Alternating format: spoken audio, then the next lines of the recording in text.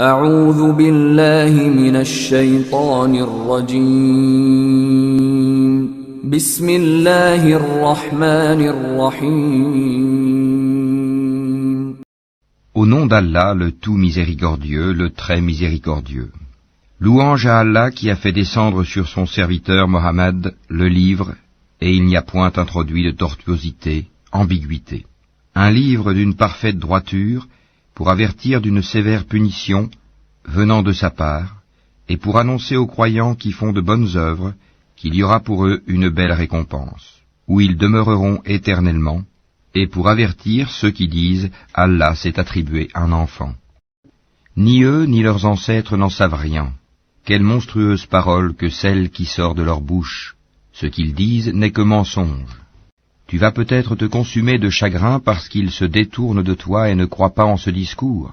Nous avons placé ce qu'il y a sur la terre pour l'embellir, afin d'éprouver les hommes et afin de savoir qui d'entre eux sont les meilleurs dans leurs actions.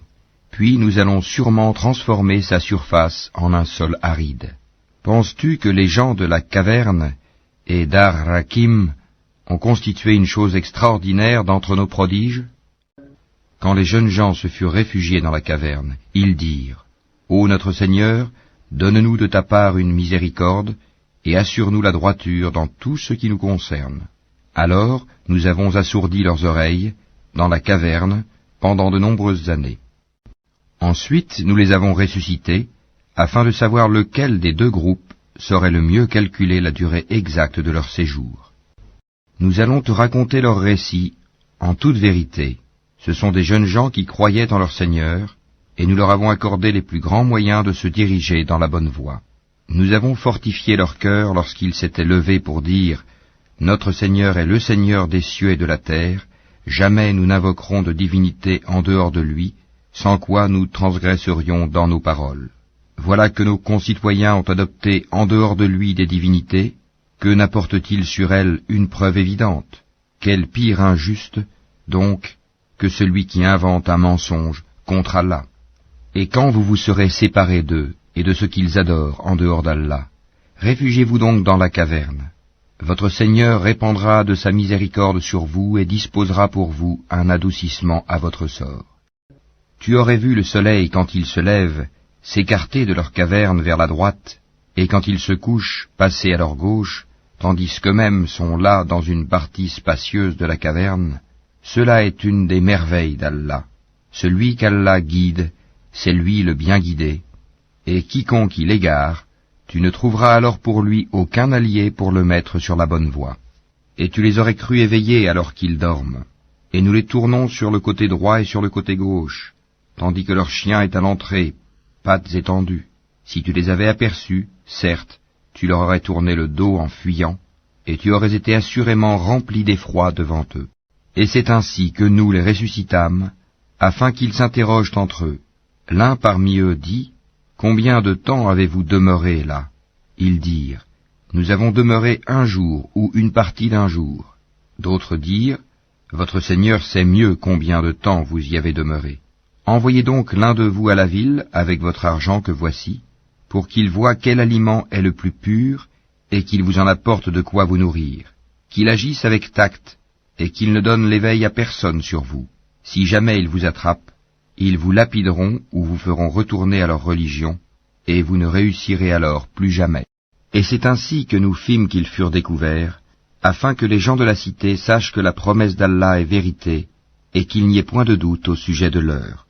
Aussi se disputèrent-ils à leur sujet, et déclarèrent-ils, « Construisez sur eux un édifice, leur Seigneur les connaît mieux. » Mais ceux qui l'emportèrent dans la discussion dirent, « Élevons sur eux un sanctuaire. » Ils diront, « Ils étaient 3 et le 4e était leur chien. » Et ils diront, en conjecturant sur leur mystère, qu'ils étaient 5, le 6e étant leur chien.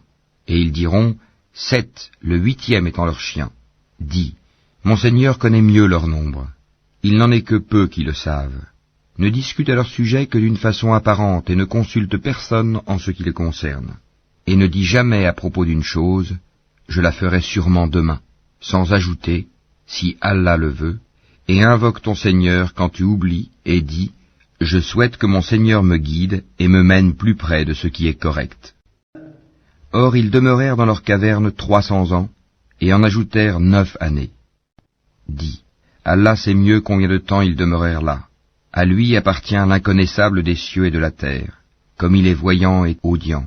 Ils n'ont aucun allié en dehors de lui, et il n'associe personne à son commandement. Et récite ce qui t'a été révélé du livre de ton Seigneur. Nul ne peut changer ses paroles, et tu ne trouveras en dehors de lui aucun refuge. Fais preuve de patience en restant avec ceux qui invoquent leur Seigneur matin et soir, désirant sa face, et que tes yeux ne se détachent point d'eux, en cherchant le faux brillant de la vie sur terre. Et n'obéis pas à celui dont nous avons rendu le cœur inattentif à notre rappel, qui poursuit sa passion et dont le comportement est outrancier. Et dis, la vérité émane de votre Seigneur. Quiconque le veut, qu'il croie, et quiconque le veut, qu'il mécroie. Nous avons préparé pour les injustes un feu dont les flammes les cernent. Et s'ils implorent à boire, on les abreuvera d'une eau comme du métal fondu brûlant les visages. Quelle mauvaise boisson et quelle détestable demeure. Ceux qui croient et font de bonnes œuvres, vraiment, nous ne les laissons pas perdre la récompense de celui qui fait le bien. Voilà ceux qui auront les jardins du séjour éternel sous lesquels coulent les ruisseaux. Ils y seront parés de bracelets d'or et se vêtiront d'habits verts de soie fine et de brocart, accoudés sur des divans bien ornés. Quelle bonne récompense et quelle belle demeure. Donne-leur l'exemple de 2 hommes. À l'un d'eux, nous avons assigné 2 jardins de vignes que nous avons entourés de palmiers, et nous avons mis entre les 2 jardins des champs cultivés. Les 2 jardins produisaient leurs récoltes sans jamais manquer, et nous avons fait jaillir entre eux un ruisseau, et il avait des fruits, et dit alors à son compagnon avec qui il conversait, « Je possède plus de biens que toi, et je suis plus puissant que toi grâce à mon clan. » Il entra dans son jardin, coupable envers lui-même par sa mécréance. Il dit, « Je ne pense pas que ceci puisse jamais périr, et je ne pense pas que l'heure viendra.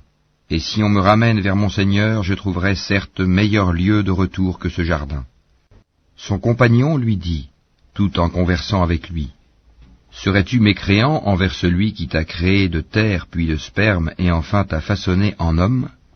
Quant à moi, c'est Allah qui est mon Seigneur, et je n'associe personne à mon Seigneur.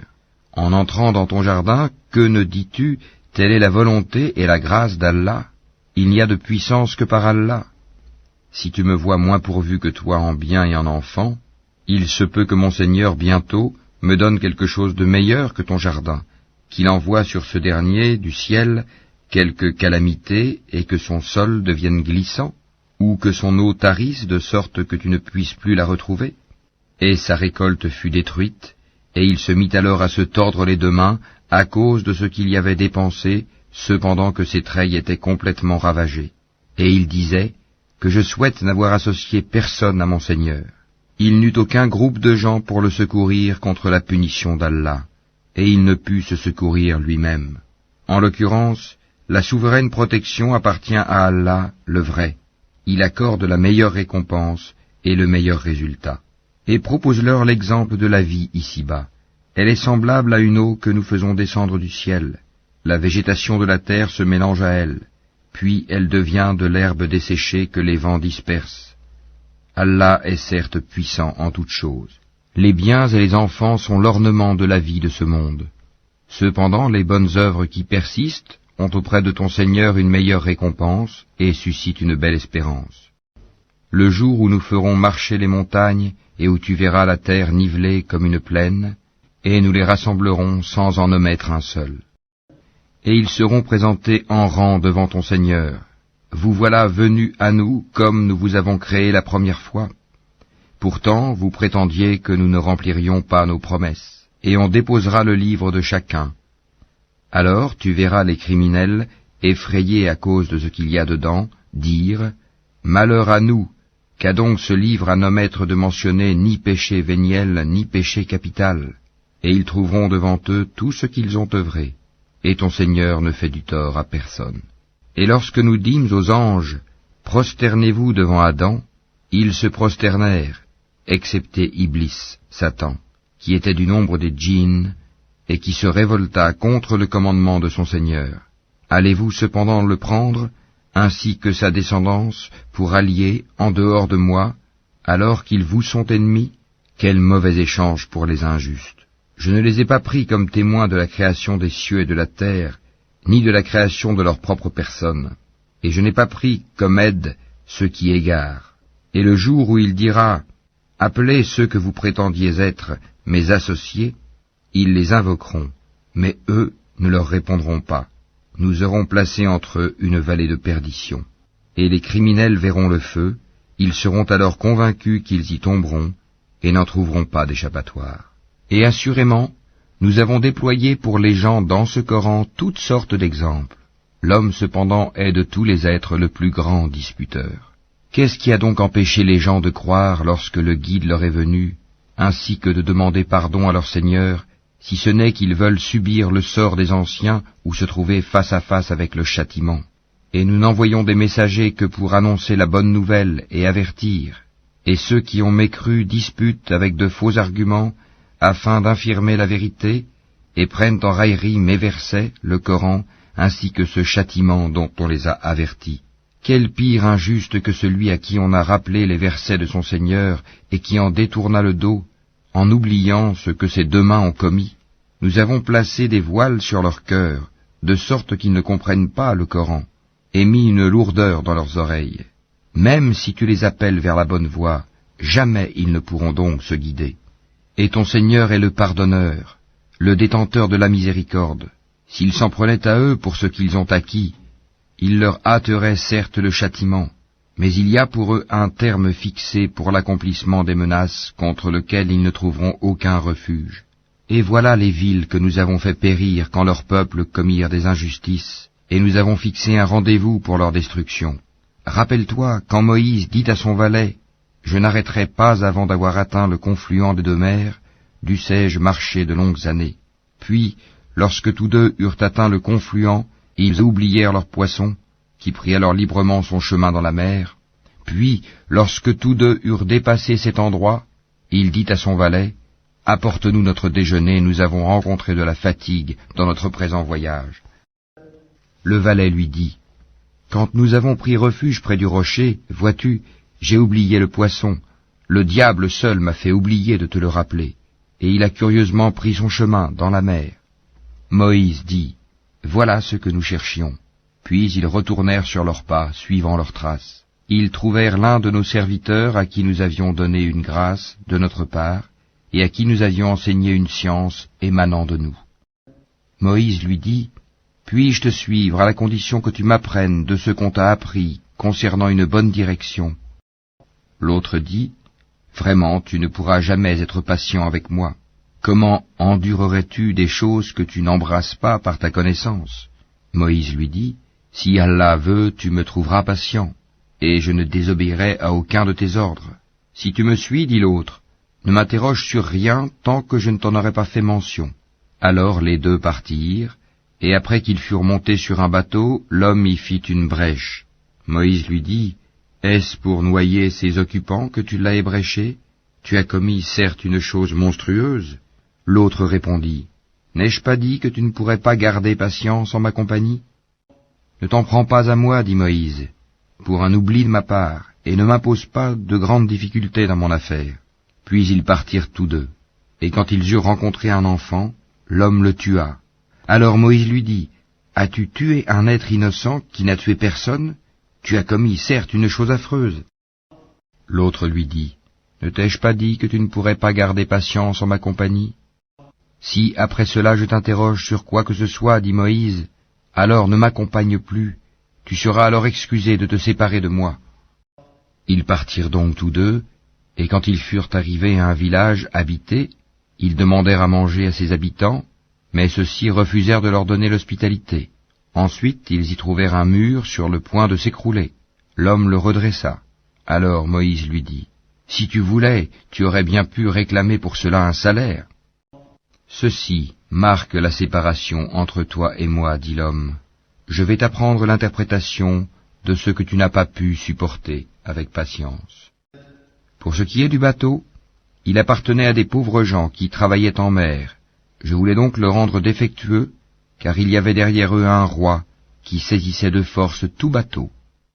Quant aux garçons, ses pères et mères étaient des croyants, nous avons craint qu'il ne leur imposât la rébellion et la mécréance. Nous avons donc voulu que leur Seigneur leur accordât en échange un autre plus pur et plus affectueux. Et quant au mur, il appartenait à 2 garçons orphelins de la ville, et il y avait dessous un trésor à eux, et leur père était un homme vertueux. Ton Seigneur a donc voulu que tous 2 atteignent leur maturité, et qu'ils extraient eux-mêmes leur trésor, par une miséricorde de ton Seigneur. Je ne l'ai d'ailleurs pas fait de mon propre chef.